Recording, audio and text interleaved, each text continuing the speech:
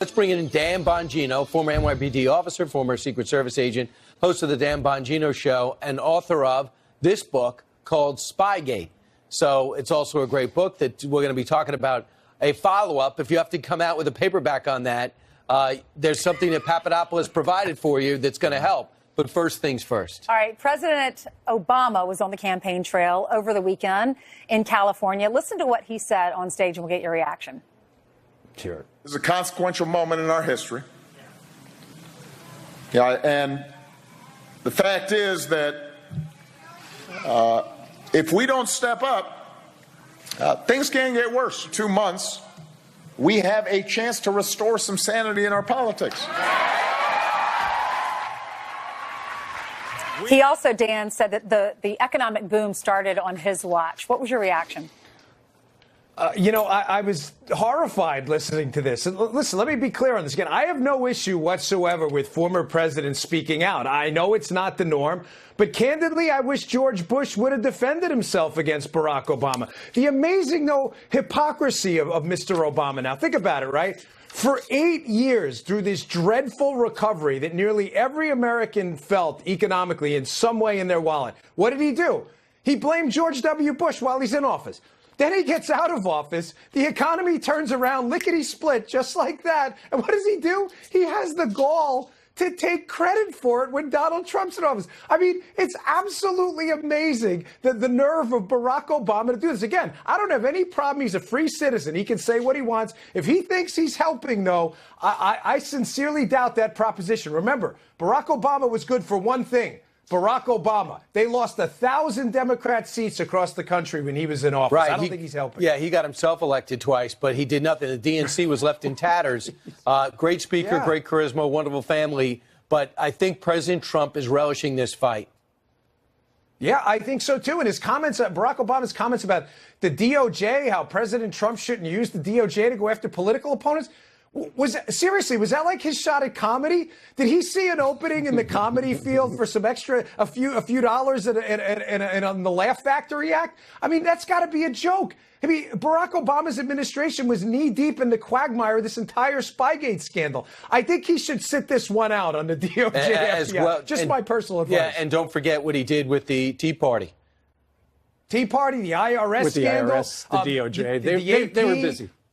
Fast and no, furious. I mean, the AP, the phone records tapping, it went on and on and on. The litany of scandals is 3-4 pages long. Right. Well, the scandal we're talking about right now on all the channels is the Russiagate thing. And it was last week that George Papadopoulos was sentenced to 14 days in jail because he wound up telling the FBI something that was not true. Turns out it sounds like, and here he is talking about his run-in with a CIA informant, who it sounds like was taping everything he said, trying to trap him. Sounds like it was a setup. Here he is over the weekend. I received an unsolicited email from Stephen Halper, who I thought was a Cambridge professor, inviting me. So he reached out to me and he said, I want you to write a paper for me on your expertise. I joined him about a week later over drinks at the Sofitel in London, where all of a sudden, he pulls out his phone. Everyone has phones when they meet with me. And he places it in front of him, and he begins to tell me, so George, of course, hacking is in the interest of your campaign. Of course, the Russians are helping you. These open-ended questions, and of course, you're probably involved in it too. That's correct, right, George? And Dan, he thought he was just going to London, staying in a nice hotel, writing a little paper, getting paid $3,000, but it was all about, it looks like, from your point of view, a setup. Oh, there's no question in my mind. And let me be clear on this, too. I am begging the liberal media that alleges out there that anybody who brings up the facts surrounding this case is doing some kind of a conspiracy theory. I'm literally begging you to debunk the facts in this case, because you can't. This is one of the most grotesque acts of media malfeasance I've ever seen, the ignoring of the Papadopoulos setup. That interview was incredible because he not only confirmed some facts we already know, that a CIA-connected spy, Stefan Halper, working for the United States government, was probing Barack Obama's administration's political political opponents in Donald Trump. Think about that. A government spy, these facts aren't in dispute, was making contact with the political opposition of a sitting president. And the media seems almost entirely uninterested in the details of the story outside of covering it from 30,000 feet. And another thing in there, he also talks about other sources that contacted him who have contact with Fusion GPS and others, notably Sergei Milian, who's alleged to be a source in the dossier. What about Mifsud?